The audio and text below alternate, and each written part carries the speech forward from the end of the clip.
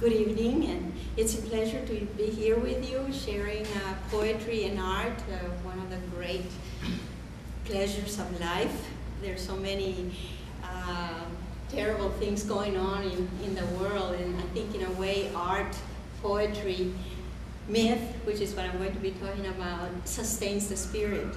I'd like to thank the Santa Barbara Contemporary Arts Forum, and I'd like to thank Rita Ferris for hosting this, as well as Rafael Perea de la Cabada, who have been so very kind to host this gathering of friends who enjoy and love poetry and art. I wanted to focus on Don Luis Leal's book, Myths and Legends, which is a bilingual book, a collection of myths and legends of Mexico. But what Don Luis has done is recreated them. Not just, the myths exist in Mexico and here in the United States, but what he has done, when he has creatively written them, reproduced them, he has added his own stamp, his own genius to the different particular texts that he decided to include. I wanted to focus on myth and just say a few words about the myths and legends, and how the mythic aspect of our existence, and how myths are so important to our contemporary life. In other words, some of these myths go back thousands of years with the Aztecs, with some of the Mesoamerican indigenous groups that created them. And so we wonder, why have they lasted for generations and generations? What is it that they speak to us about? And I think in a way, art does the same thing. They speak to us, they communicate. I think that Victor already said communication that two-way communication between the artist and the viewer, or between the myth and the reader, or the myth, if it's orally transmitted, the audience. So in particular, for us Chicanos in the United States, myths have been very important in the creation of our identity, or in the recreation of our identity. We were in the 60s, in the 70s, we were searching for who we were, for our roots. Were we American, were we Mexican, were we both, were we indigenous, were we Spanish? It was a search for identity.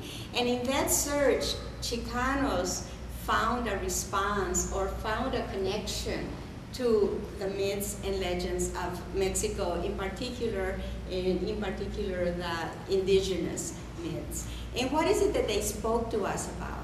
Well, they spoke about the founding of the universe, how we came to be.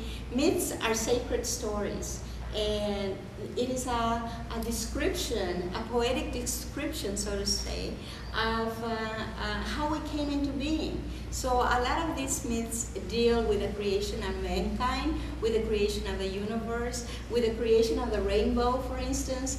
There is one particular story here, and that's the one that is recreated in painting here, and that's the myth of the pájaro cú, or the cú bird, see-you in Spanish, see-you bird.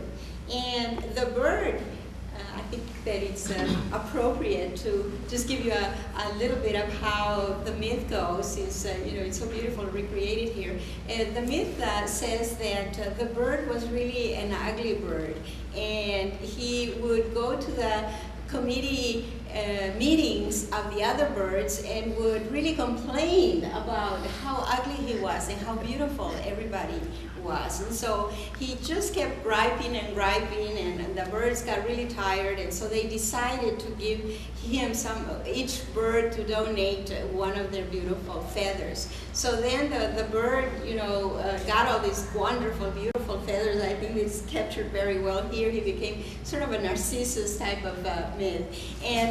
But what happened, he was supposed to be a messenger. He was supposed to, in return for these feathers that were given to him, he was supposed to be the messenger and keep track of the meetings, etc., etc. But he didn't do it, so the birds were all upset and they started fighting with each other, just fighting and fighting. So the mythic god then said, "Why are you all fighting so much?" And then so in punishment, they decided to take some of the feathers away from the cue bird, and what they made with the feathers was a rainbow. But the punishment was that the birds were no longer able to speak because all they did with a spoken word was to fight. So I think it encodes, two wonderful stories. One, the birth of the rainbow, how the rainbow came about, and then of course the other one is how birds happen to lose their ability to speak and only ended up being able to chirp or to sing in a way. So these myths then speak to us today, speak to us in a profound way. Some of the myths for Chicanos, as I said, are how the Native Americans, the indigenous people, came to be. The myth of Aztlan, for example, and the migration of the Aztecs that went to Mexico City, how they founded Mexico City. And of course, it was Tenochtitlan, it was in Mexico City.